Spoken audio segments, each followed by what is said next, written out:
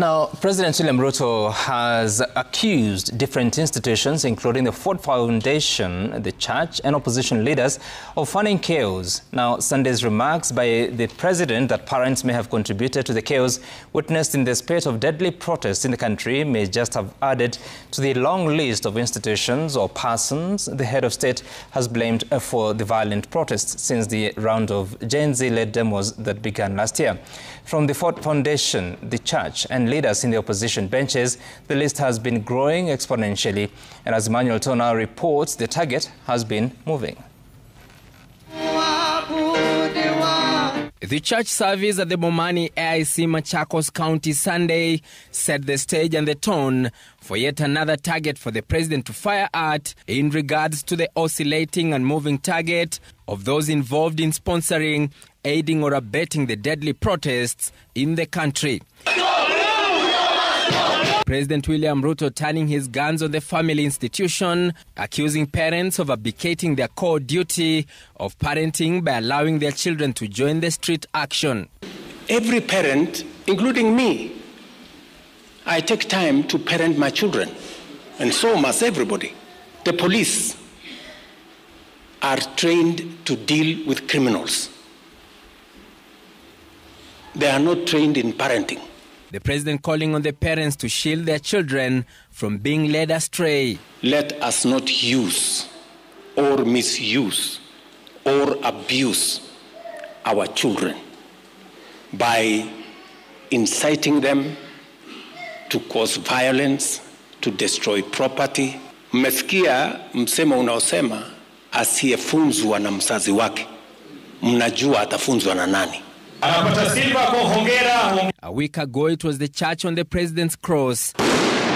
President Ruto laying the blame of the chaotic protests at the doorstep of the clergy. Atungefika hapa vipi kama viongozi wa kanisa, viongozi wa siasa, viongozi wengine wote wanashiriki katika mambo ambayo inafanya vijana wa taifa letu la Kenya kufanya mambo ya maandamano. The political opposition has not been spared either. Musikubali na viongozi wenye hawana mipango yoyote. Watu wa ukabila na chuki, watu wa kisirani na kuendesha vita na kupanga vita ya kuharibu mali ya watu wengine. Musikubali twende hiyo barabara. It cannot be that you are planning on how to incite young people, on how to pay young people to destroy people's businesses, to burn people's properties. Exactly a year ago, civil society groups and some non-governmental organizations were also in the firing line, with the Ford Foundation taking the stray bullet. Mimi nataka niulize watu wa Ford Foundation watuambie hiyo pesa wanatoa ifanye fujo ndio wapate faida gani? If they are going to sponsor violence, if they are going to sponsor anarchy, we are going to call them out and we are going to tell them they either style up or they leave. There was, however, a turnaround on this one as international pressure forced the president to make a U-turn. The president, who was in a trip to the US in September 2024, changing tune, instead appreciating Ford Foundation's effort in entrenching democracy. It appears the targets are either many, moving, or the accuracy of the shot remains work in progress. Emmanuel Tona, CitizenTV, Nairobi.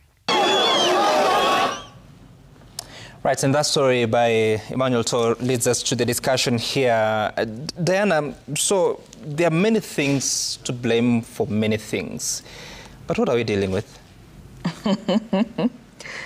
We are dealing with a president and a government that is clearly out of tune with what is happening and ultimately out of tune with the Constitution. When when the president stands in church and says the police, their work is to deal with criminals, he needs to go back to the Constitution. The law is very clear. That is where we are staying. And when you look at the police service, it is a police service, and within the police service, you have the Directorate of Criminal Investigation. That is the arm of the police that is charged with criminal activities. The objects and functions of the National Police Service, the first is to strive for the highest standards of professionalism and discipline among its members. The second is prevent corruption, promote and practice transparency and accountability. In drafting, we say the sequencing matters. So first is professionalism, integrity, and discipline within the police service, which I can attest to. We have police, me, I'm a child of a police officer, okay, ni mama mudogo, but they are trained in a very nice way. When we have our wedding, our dowry ceremonies, there is order, we coexist very well. So we know police officers, first and foremost, are parents. Secondly, they are supposed to deal with corruption, promote and practice transparency and accountability. That is the primary reason why Gen Z na Gen Zote are on the streets. Gen Z have not been incited by anybody. They are on the street because of wanton corruption that is continuing to kill this particular country. The police are therefore supposed to be very trained on that. If they have not been trained on the objects and their functions as per the Constitution, then somebody needs to tell the president that the State of the Nation address needs to address that, not that they ought to deal with just criminals. And if you look at our youth, and based on just the spirit of the Constitution, let me just also remind you why the youth are on the streets. Yeah. The youth have read the Constitution. They sang the national anthem all their lives. The second stanza says, amkeni wa Kenya, nasi tujitowe kwa nguvu. Inchi yetu ya Kenya tuwe tayari kuilinda. Right now we are protecting our country from people who do not believe in the Constitution, from people who do not respect the Bill of Rights, from people who continuously continue to defile the education system. Now, the president needs to take back some of this statement. And if I read this, it is read together with the statement, shoot people kwa mbugu. Our youth listened, they composed a song. And they said, usinipige risasi, usiniue, nipige risasi kwa mguu. The words of the president. Is that how a president wants to be remembered artistically?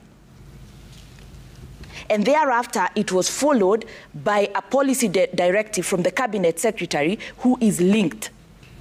He has since taken it back, but if you look at that confusion, which parents need guidance? The youth who are very clear, or the political class that is confusing and mutilating our country? Ukisema stray bullets, we are not praying for anybody to be killed, but I think we need to focus on in the right place. And there are members of parliament here. You're the ones we have sent to ensure that you oversight cabinet and the presidency so that they stop misleading Kenyans, and they need to ensure that they respect the Constitution that they swore to uphold. This is just out of order, and please stop negating our children. I am a mother of Gen Zs.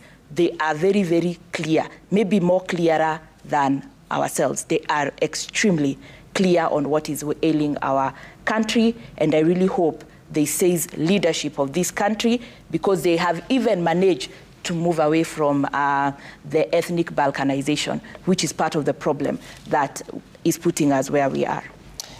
Senator Okech, your reflection on the words of the president, and when a president has that moving target on apportioning blame, do you really then know how to deal with the challenge that we're witnessing? There are two things, Sam, that the president talked about there. Number one is, how do you deal with the issue of parenting, which is basically was looking at how the protests have been organized around Gen Z. Yep. And then there is the issue of financing of what he sees as financing of protest in a way that does not go well, or does not augur well with the constitutional arrangement. And yes, of course, there is a clip, I think, from last year where the Ford Foundation was based. On the issue of financing and the issue of Ford Foundation, as a legislature, I talk facts.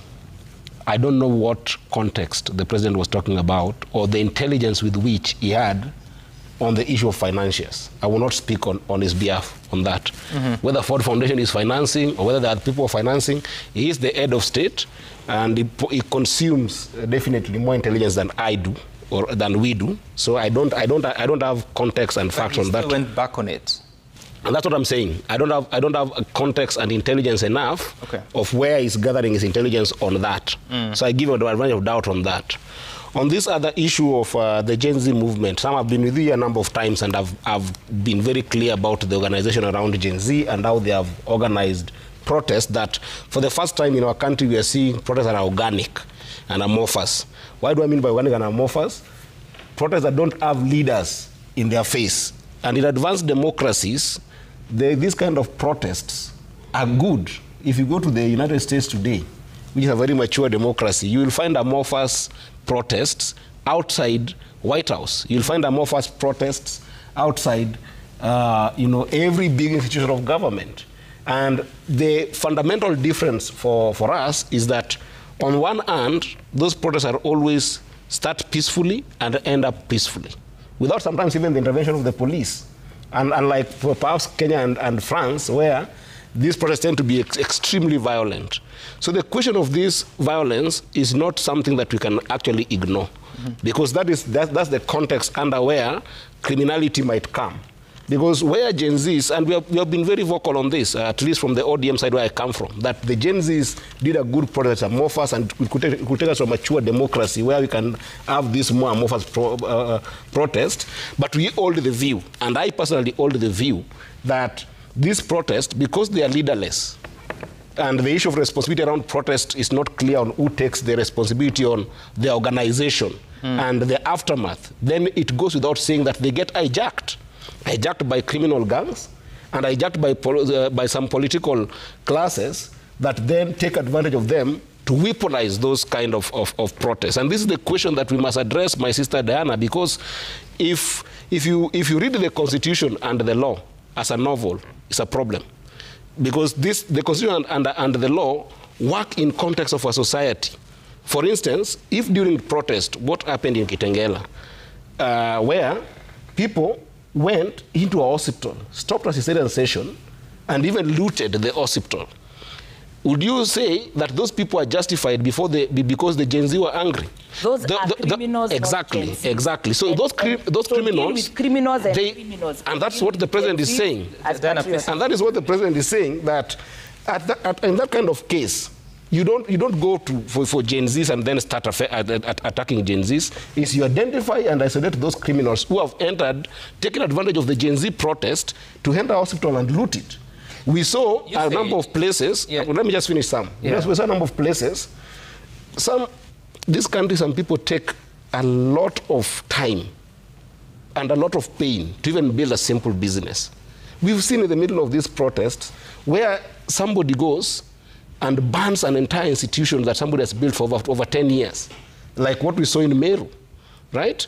If somebody was to come to CitizenTV today and say, I'm excusing myself because people are angry and there's protest, and then they come and get into this institution and then burn it down, and then we say, let them go because people are just angry. That's not the context of the law. The context of the law is that we must protect the Gen Zs. You said, Senator, that the protests are organic and amorphous. Yes. But also there are politicians who are taking advantage.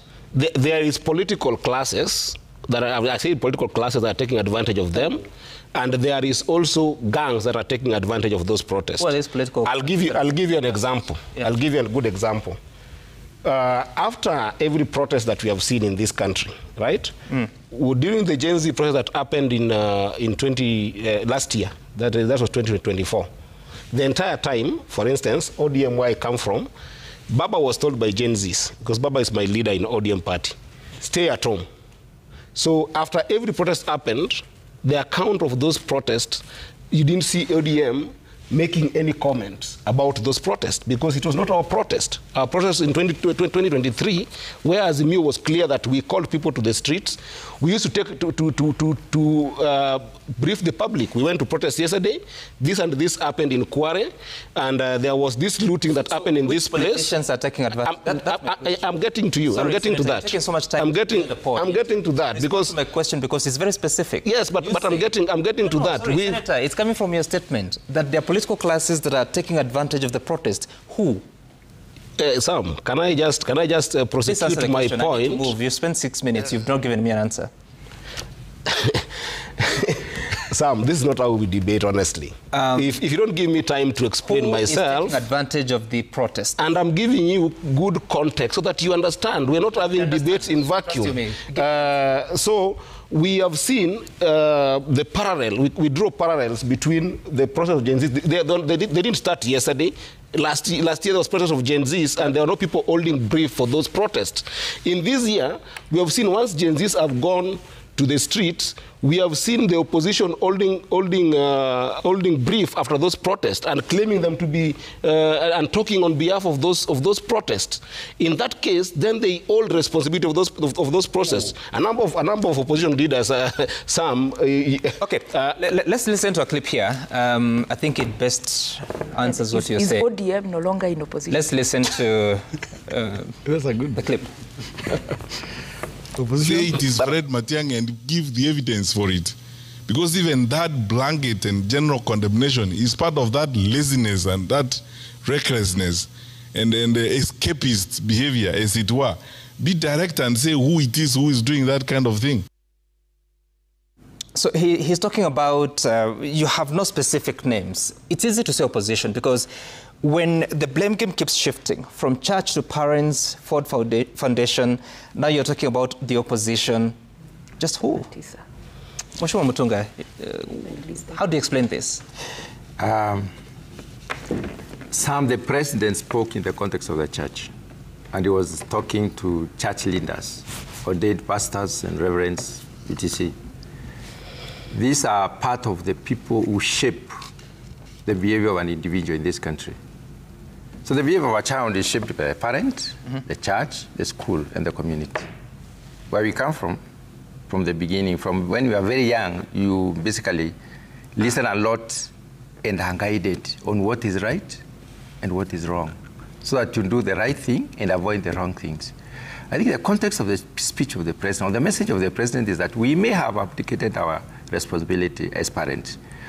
And the church is the core of, building all this together, reinforcing what the parents probably teach their children at home. I remember when I was young, we were being guided on how to behave in front of mature people, how to regard everyone as, whoever is older than you should be respected, and so on and so forth. So today, you find young people openly insulting older people. You find young people doing very many things that probably are not in our context as a people, is not right. Now, when the president speaks to a church and uses such terms and then talks about parenting, church is part of the parenting. And the leadership of the church has a role to convene the parents and remind them of their responsibility. So I don't find anything out of context in that particular issue. Now, when it comes to the protest that we've witnessed over time, only the first Gen Z protest was actually constitutional. All the others were invaded. And they were invaded by people who had their own interest. When you say the first, which one? The very first Gen Z demonstration last year, when the only weapon they had was a phone. And they had a very peaceful march across Nairobi. So is it the entire of last year or? No, the first one before. The 18th of June. I think, was it 18th of June? 25th of June was the highest. I think 18th of June was a peaceful protest. And, we've seen many protests in this country. We've seen the teachers go on strike. We've seen doctors. We've seen nurses. Have you ever seen anyone shot dead? 20th was invaded. So, I want to pick out from what the Honorable Lady said, Diana. She spoke about leadership. And lack of it. Now, when you do not have leadership in an organization, in a form, then you have a problem because everybody invades that form and takes advantage. We have seen shops broken. We have seen people, you know, we have had claims of people being the people have died. And we have also seen a lot of destruction in this country, which we've never witnessed probably in all the demonstrations that we've had. Why has this happened? It has been invaded. And also, let me say this. The impeached former deputy president is in record as having praised the agencies for having taken the initiative to move out and start this process, which means he accrued some benefit from the same. So what I'm trying to say is that why are we fueling violence and destruction and repressing young people to continue doing things that are unconstitutional and unlawful? We need to tell people, now you've brought your message, let's have some structure of negotiation. Let's sit around that table and ask ourselves, where did we go wrong? Because we know, for instance, it is not this administration that has failed to create jobs. In fact, if there is an administration that has been deliberate in job creation, it is this one. We've seen many presidents in this country, and some of them have only ended up praising the youth so that they can keep on waiting. I can produce many statements by many statements by former presidents who remembered very well to praise the youth. So let me say this. What jobs are those that the government has created? Let me just be very specific. Number one, the former governments were only replacing the teachers, natural attrition, replacement, 5,000, that's it. This one has gone now out of his way to employ more. Now we are at 76,000. We are going to 100,000 teachers. Those are families, by extension, 10 people, you know, getting support from such people. So we are saying so many families have been supporting out of the efforts of this government. It's an initiative. It's a deliberate effort. On the other hand, we have had this housing thing. I know it is highly politicized. Many people don't like it because they are being deducted some money. But let's say this. Let's give the devil its due. There are many youth who are engaged in the affordable housing program. There are many youths who are being engaged in the ICT-related jobs, which are being formalized. They were there. They were not even considered illegal, but now they have been legalized. We are still setting up. You see, the Kenya National Bureau of Statistics reports that new jobs created in 2024 are actually lower than the previous year. I may not have seen that report, but going by what I know for sure is that there are many youths who are being engaged. Now, on the other hand, the final thing probably I would like to say about this is that when a people are living in a country like we have, people need to be guided on how to become patriotic. Instead of speaking, singing, you know, entrenching patriotism in this country, we are trying to entrench hegemony. We are trying to entrench, you know, uprising. We seem to be praising anyone who does the worst in this country. And you asked which people have been associated with this. We have seen people who are members of the leadership of the DCP being arrested on terrorism charges. We have two of them in custody right now. Why are they arrested on terrorism charges? Because they are linked to burning police stations. So, what are we saying? All right. Yet innocently proven guilty. Now, the KNBS report on Economic Survey 2025 says that in 2024, 782,000 jobs were created. Those are new jobs. In 2023, it was 848,000. In 2022, it was 816,000. And in 2021, it was 926,000. So you can see there's a consistent decline, at least for the last 2 years. So even when you say that the government has been deliberate to create jobs for the youth, they are not reflecting in some. Do they classify which jobs? We are talking about. Yes, they say more than all sorts of jobs, or these are the 90% informal jobs. Informal. 90% informal. Okay. So still, there's no solid solution to the youth problem in the country. Senator Malala, I'll get back to you for your right of reply, but Senator Malala, your thoughts about where we are, because at the same time, even as parents parent their children, the political class, the way they've been speaking the past few days, and you've seen, including the leadership in the country, in the House, and how people speak, we surely have a bigger problem than children. I tend to agree with your statement. The problem emanates from the top. Ruto, as the father of the nation, has failed.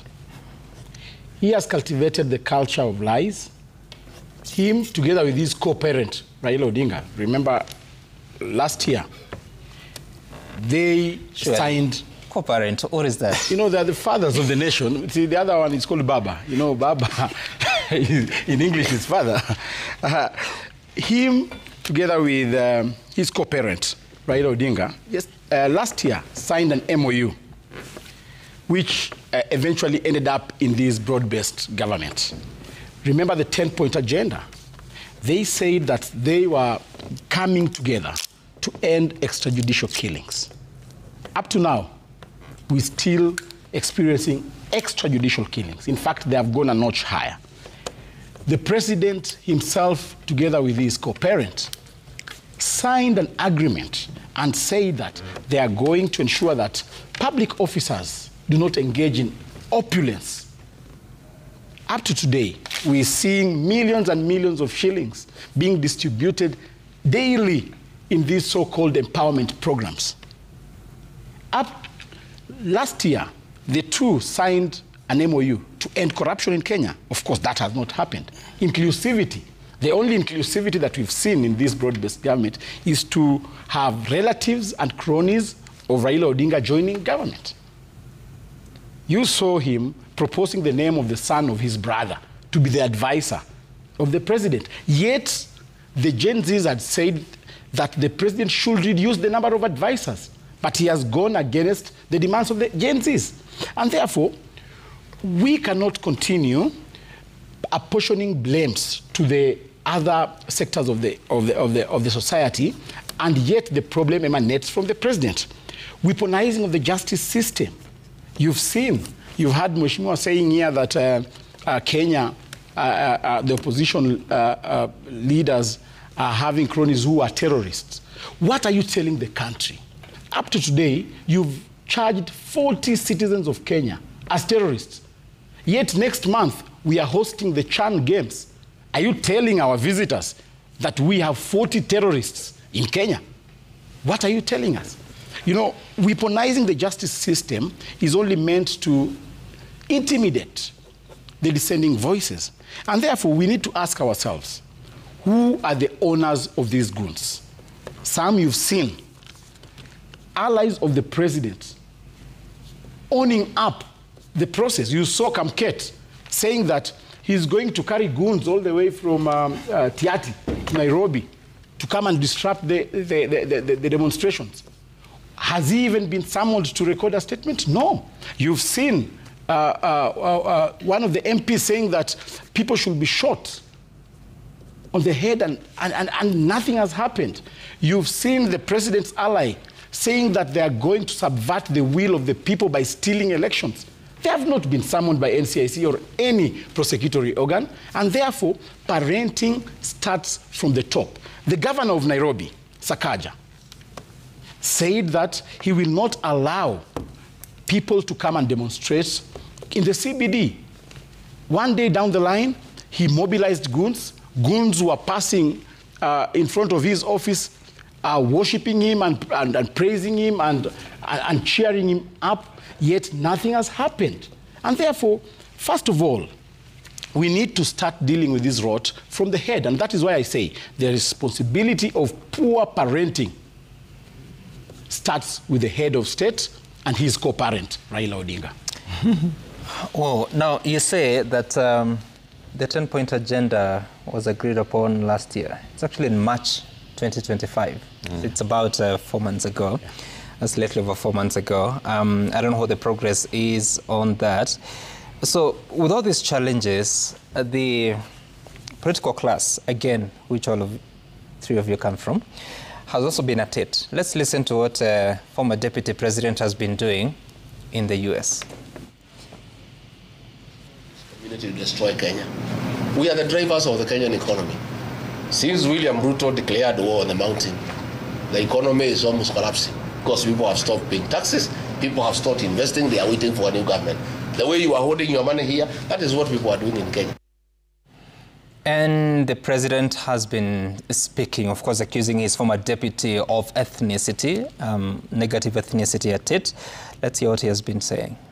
Kuna watu wengine walikuwa wanajaribu kubagua wa Kenya, nyinyi hamuna shares, nyinyi hamuna shares, nyinyi hamuna hii.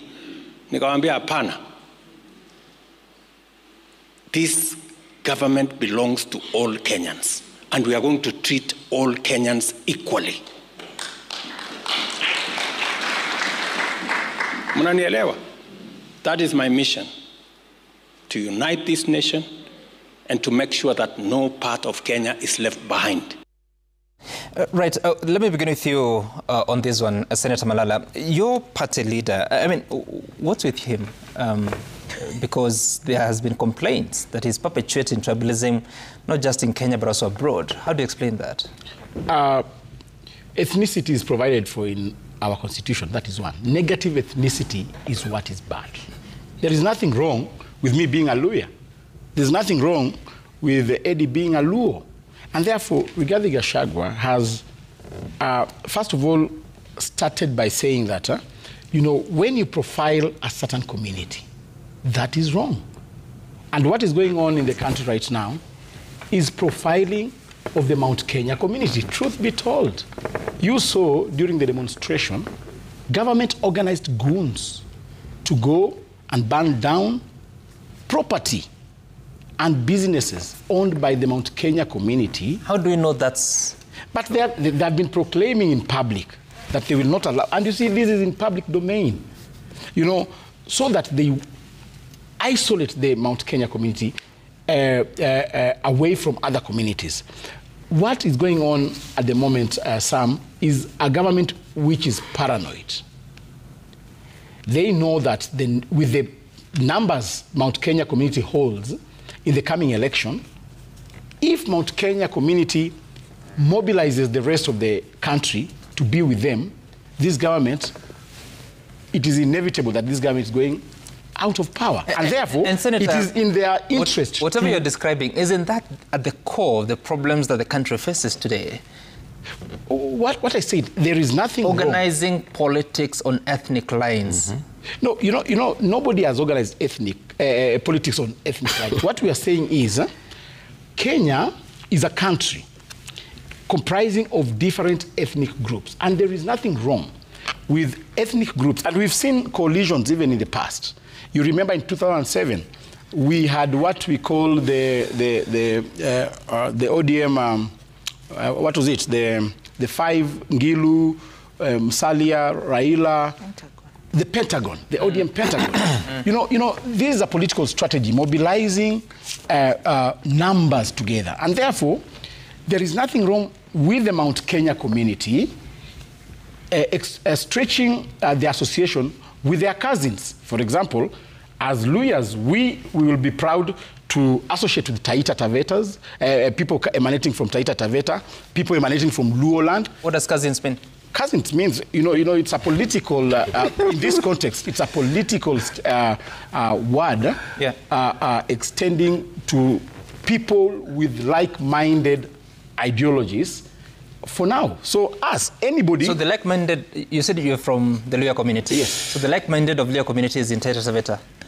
And even in Luo land.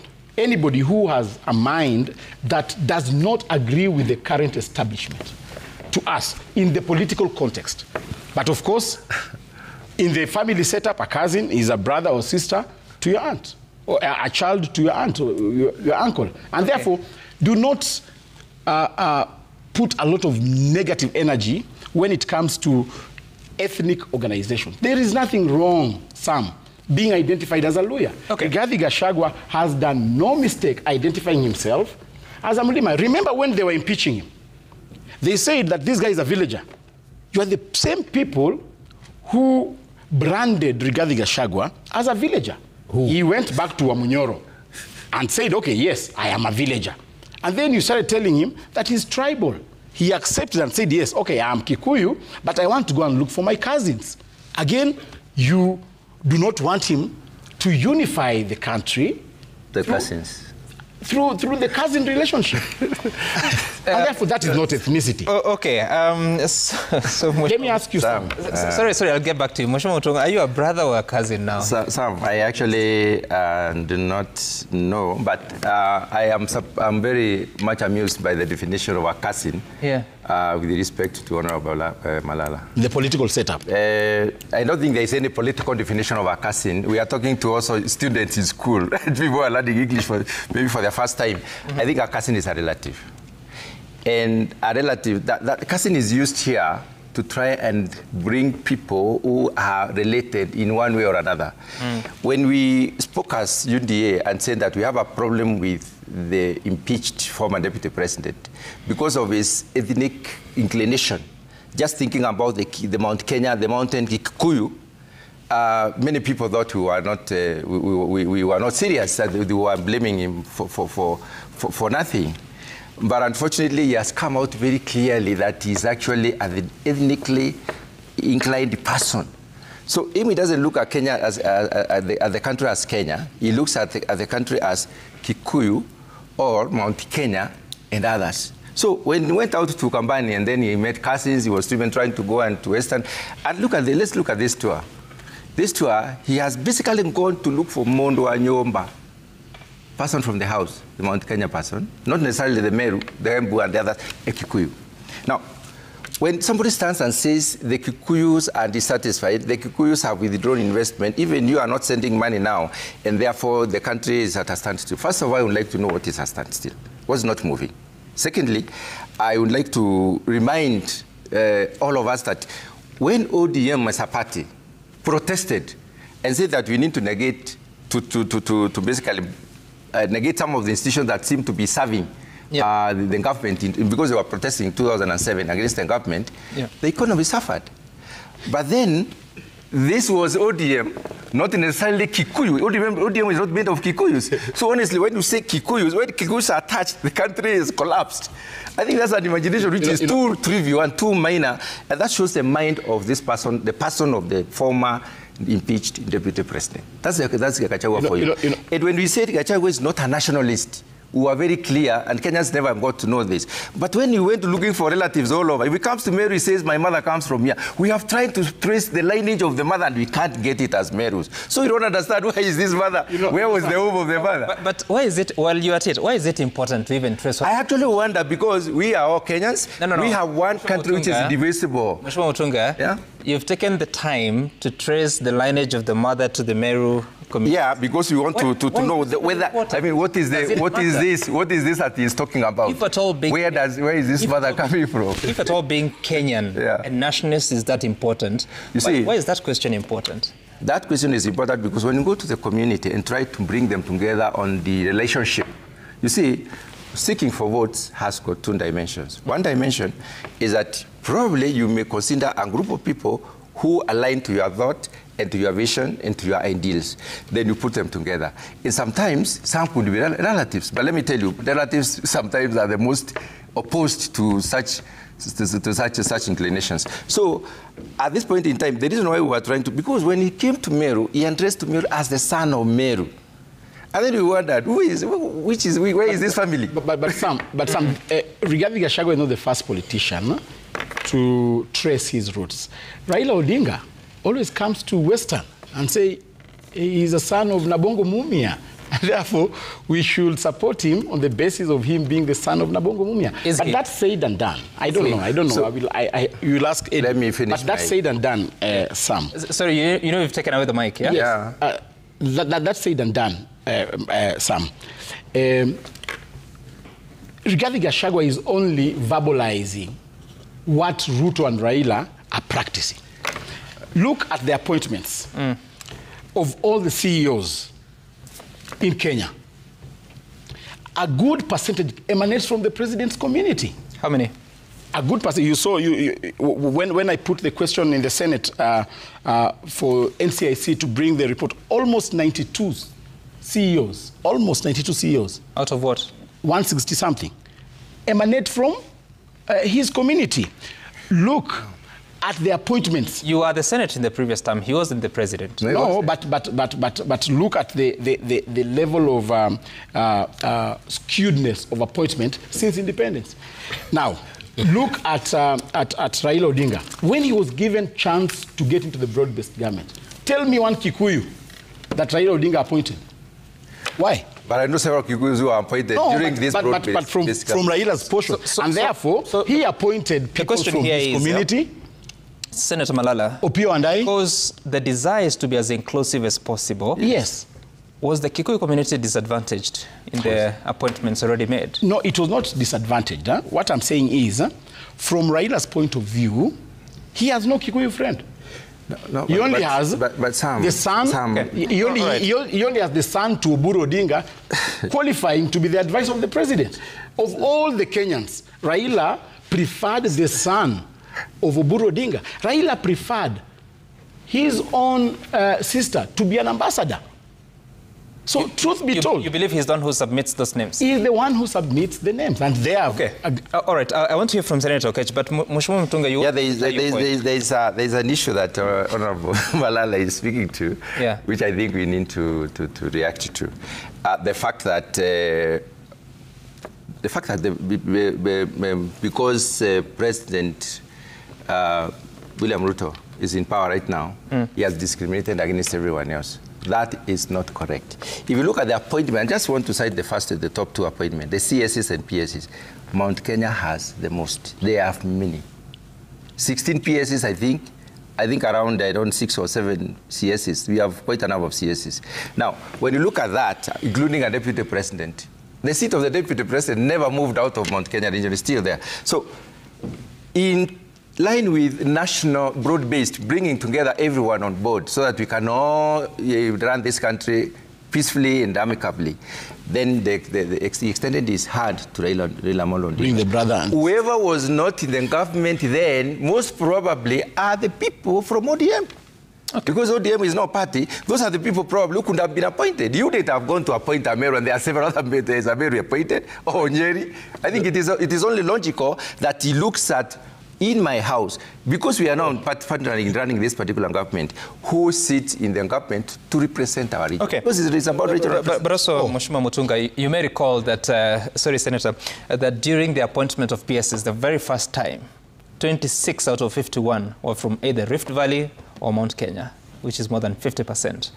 The country has 47 counties, 8 regions, if you must use... We are still guided by our constitution. It clearly says the winner takes the decision.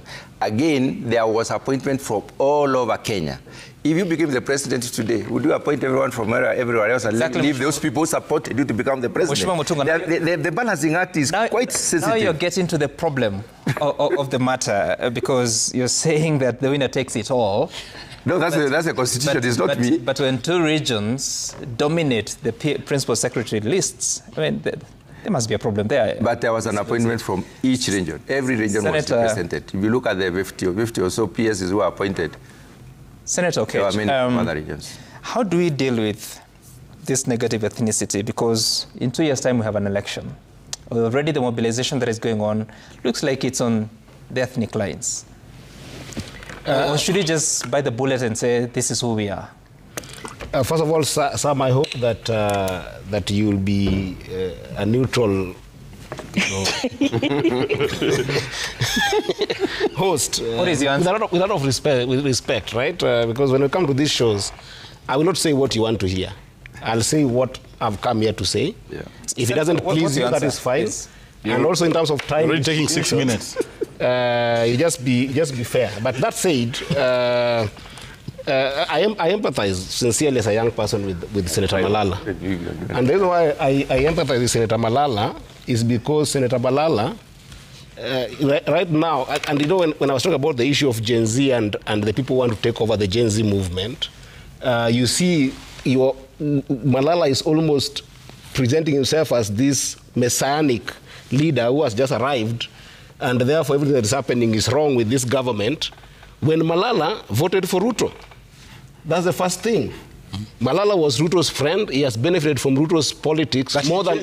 Can I just, when he was speaking, I was very quiet. When he changes, we change. Please allow him. I'll be very quiet. When he changes, we change. You know, if you want to heckle, I can heckle better, but I will be very quiet when you are speaking. Of course, you are a better Senator, allow him to make it. So that when you're talking, I'll be very quiet.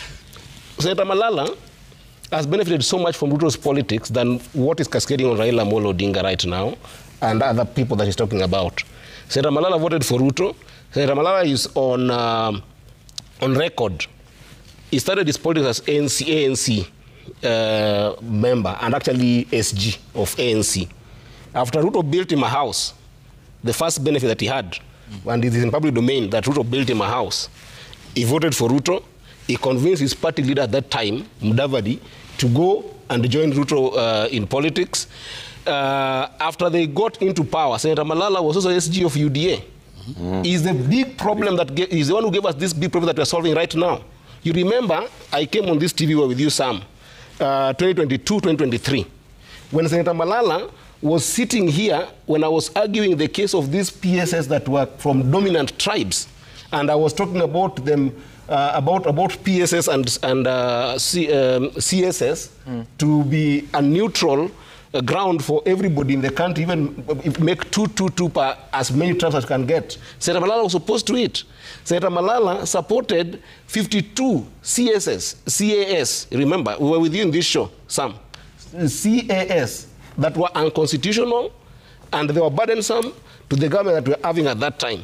So everything that is wrong that has come to this country, it is Senator Malala was brought to us well. But I've changed. And that is why you cannot change like that. Ran away from the to the negative. In fact, I wish that when you're in church last Sunday, you could have asked me to be prayed for. Because you have not changed your bad manners of making sure that this... Calm down. No, I'm very serious because we are talking serious business here. Calm down. We cannot come into government as ODM to correct the messes that you created in this country, and then you come here to come and lecture us about how tribal Raila Odinga is, so by having one of his people or relatives being appointed in government. That's negative profiling. In any case, the party that is now in... Is it true? Is it... sorry? Is it true that his nephew was appointed as a presidential advisor? But you can't apportion that to him. How many of Senator Malala's relatives are in government? But if the nephew is can we profile them? I don't want to profile them because they are Kenyans. Okay? The nephew is the issue here. Honestly, why should he be denied? Can I have my time, Senator Malala and Honorable John? The issue here is, and I don't want to profile. I know Senator Malala's relatives. It's not one. I know several of them, but I will not mention them. I will not mention them because I'm more dignified not to mention them because they are Kenyans. Okay? Number two, the issue of Rigiji. Rigiji is a tribalist. Senator Malala here is sitting here as the deputy party leader of Rigathi Gachagua. Just wait. He's the deputy party leader of the Rigathi Gachagua.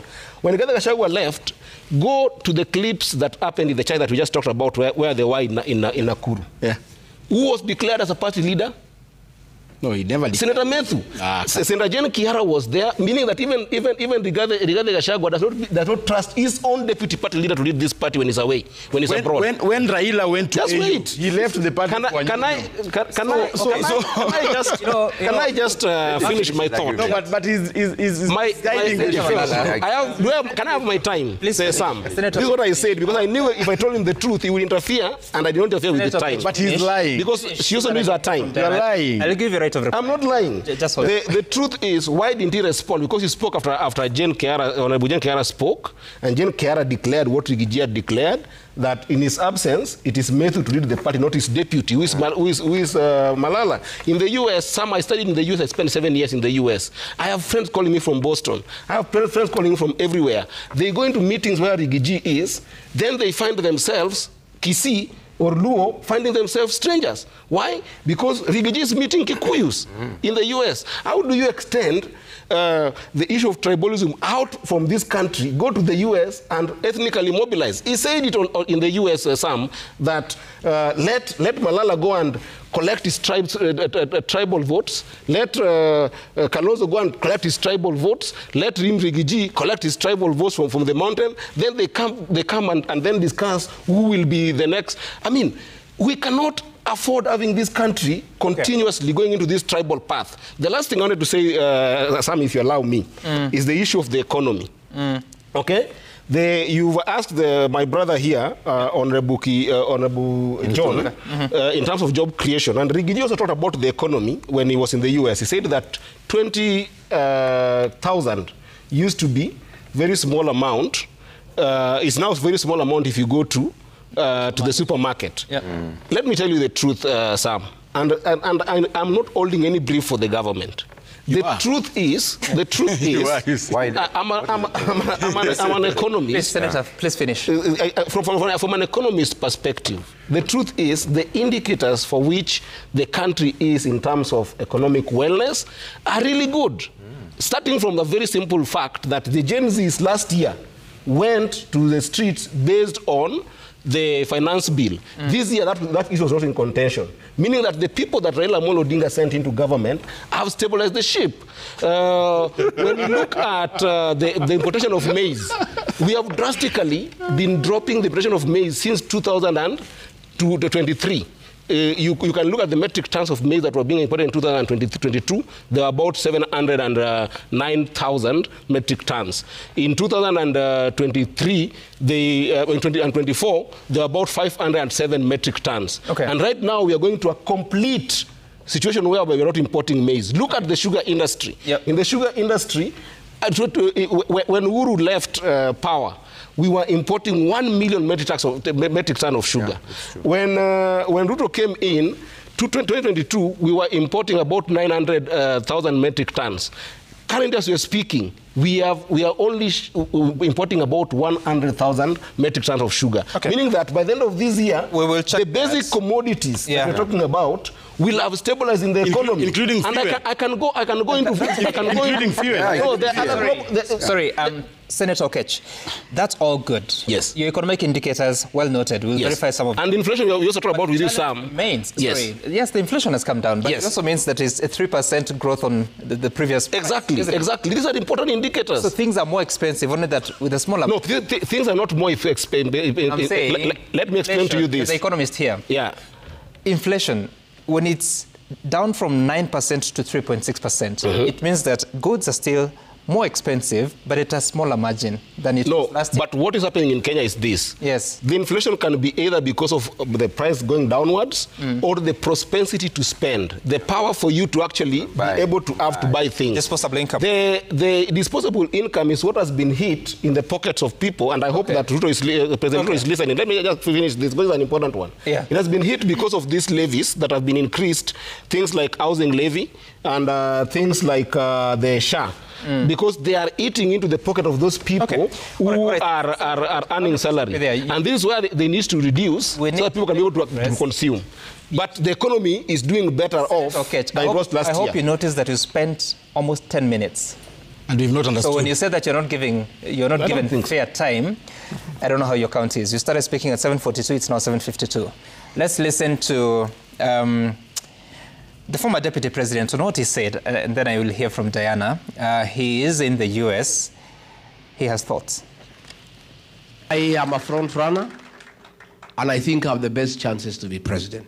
The former DP also dismissing claims that there was already an agreement. Many things have been said about tribalism. I want to hear what you have to say.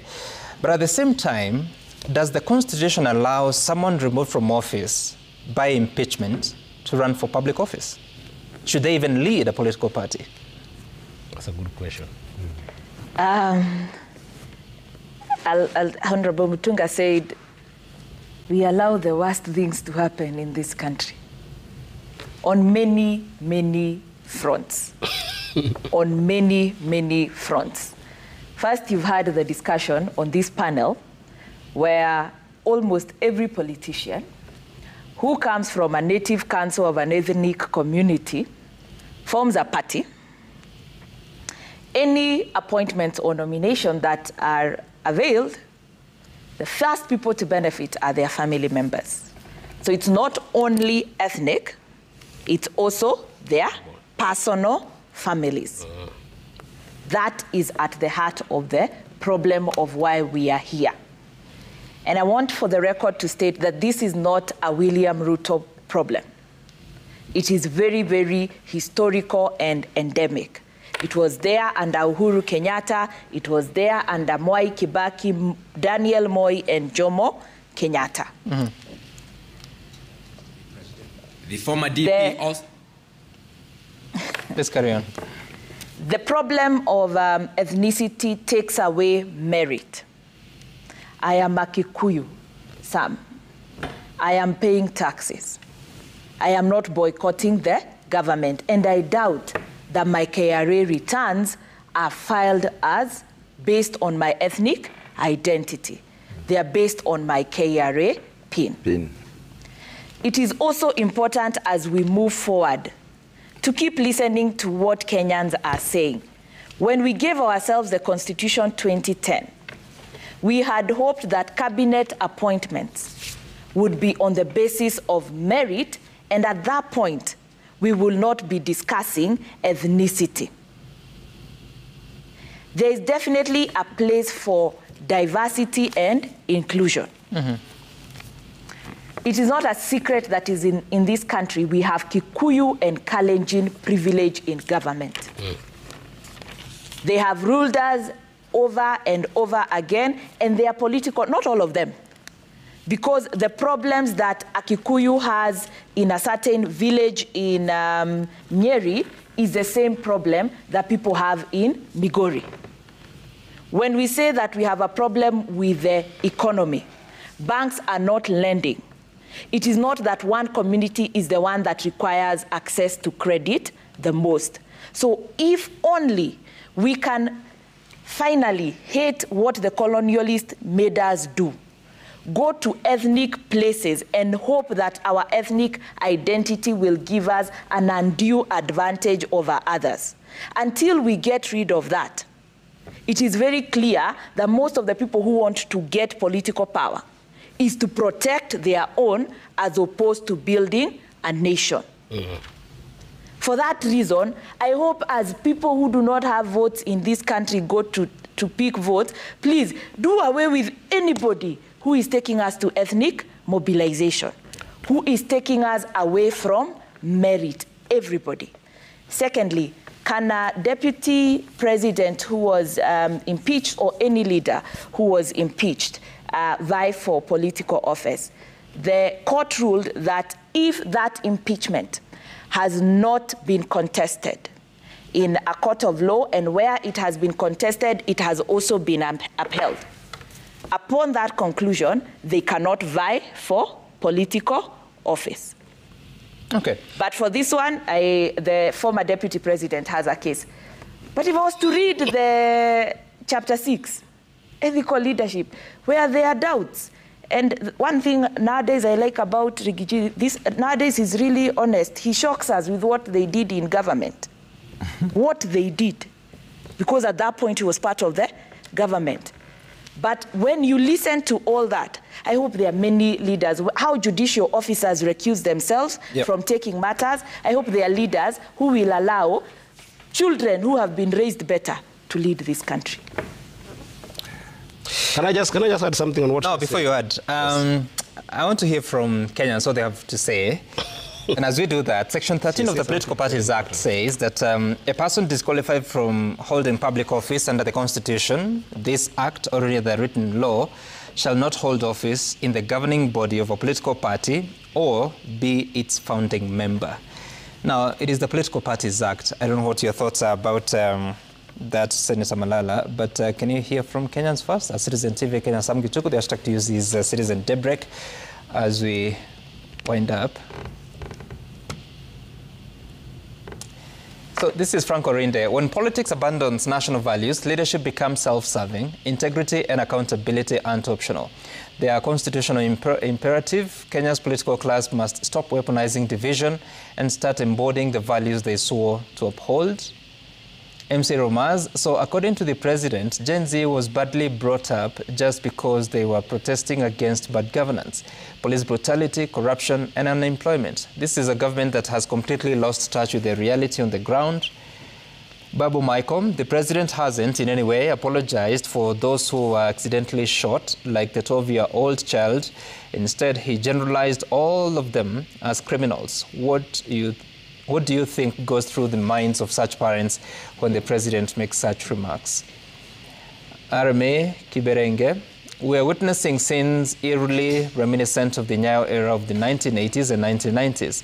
But let this government be warned, we will not surrender even an inch of our constitutional freedoms, the right to assemble and associate.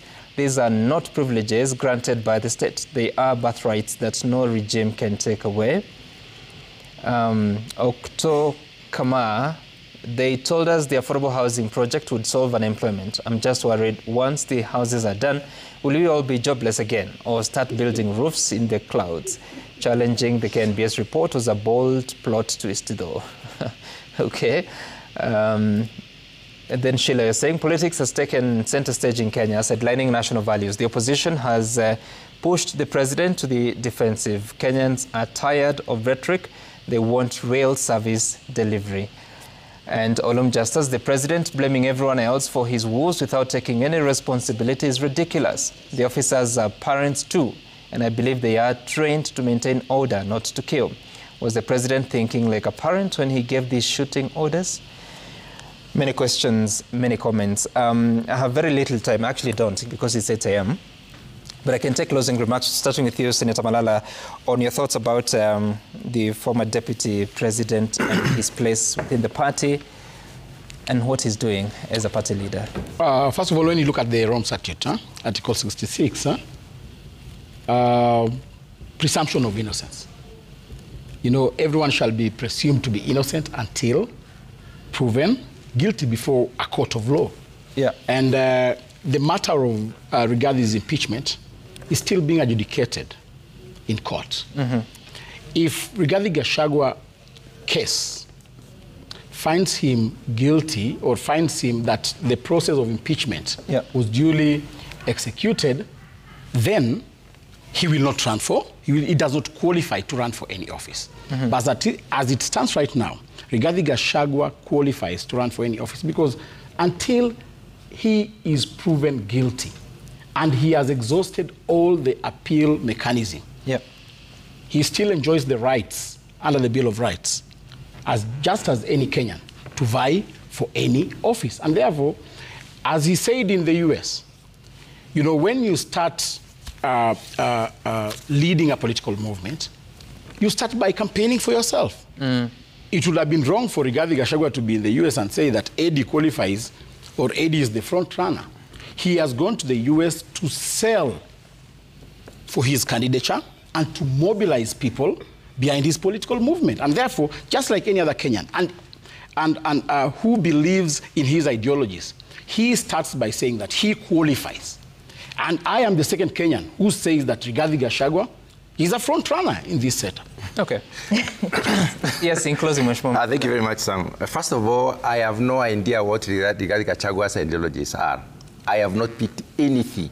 Yeah. No mission, no vision, nothing. No strategy is leading people to nowhere. His hope in going to US was that whatever has happened in Kenya would give a mileage, probably cause the investors to shy away, and then probably the economy to shake, and hopefully this to convince Kenyans that he's a front runner. But unfortunately, he has not given Kenyans anything that we want to hold by. So I don't know what exactly they are offering. So you see, when you listen to them, one term, Ruto must go, there is nothing there. So we need to hear from them in terms of what is their strategy, what are they going to do about unemployment? What are they going to do about rebuilding this country, bringing trust to the people, joining Kenyans together as one community? What are they going to do about that? Nothing. All right. So if you have nothing, how do we follow you? My closing remark is very simple, Sam. Last year, we almost lost a nation on anarchy and the things that happened. And ODM took a bold step, difficult decision, not a popular one, to join the government and stabilize it. And after stabilizing it, seriously, if you go to Marsabit today, every 10 children that are born, 5 of them die because their parents cannot be able to accept medical aid. If you go to Mandera, you'll find that there is just 40 kilometers of road when other communities are enjoying over 700 kilometers of road. I cannot talk about all of the inequality that's happening in this country. What we must invest in as a country is ensuring that there is equality, and a chance that not your tribe or not where you are born defines whether you survive or thrive or not, but one Kenyanness where resources are in government can be shared by all of us. And the people like Malala, who actually nominated his own stepmother in 2007 to MCA, and also I've never been a party leader. You nominated your own stepmother. You nominated your own father as a chairman of ODM when you were still in ODM. Are people who cannot be able to run this country because they are always tribal and always looking for personal opportunities. Right. Unlike Raila, who has nominated so many people in even national politics beyond his own tribe. We were closing, not introducing new matters that will right of the pie. And I take great interest in the example you just... Equality. About Marsabit and how they're still suffering. And you're using the example of joining government as ODM to... I don't know what you're saying. But I said we stabilize the government and stabilize the stomach. Closing. Fellow Kenyans. First is, please, the IBC has been constituted. Take your voting card. Check on your MPs, those we need to recall. Let us exercise the constitutional power to recall. They have just flouted a Supreme Court order on CDF and passed an unnecessary amendment to entrench CDF in the Constitution, yet they're supposed to be doing legislation, oversight, and representation. To our national police officers, join the majority of Kenyans in ensuring that you deal with corruption and arrest, especially all the political leaders who are daily vandalizing and terrorizing Kenyans by stealing from us. Those are the real terrorists. Arrest them so that we finally gain stability. We are not yet stable. The political class thinks they are stable. Kenyans, we are far from stable, and we are suffering in many ways. Okay. The government, not the country. Sorry. So Article 99, Sub-Article 3, talks about, of course, about people who are disqualified of the qualification. A person is not disqualified under Clause 2 unless all possibility of appeal or review of the relevant sentence or decision has been exhausted. That is an important point to note as per the Constitution. Thank you so much, Senator Cleophas Malala, Mheshimiwa John Kanyuthia Mutunga, Senator Eddie Oketch, and Diana Gishengo for making time for us. Continue thinking about the national values as per Article 10 of the Constitution and whether our leadership reflects those national values. My name is Sam Gituko. See you again some other time. Bye for now.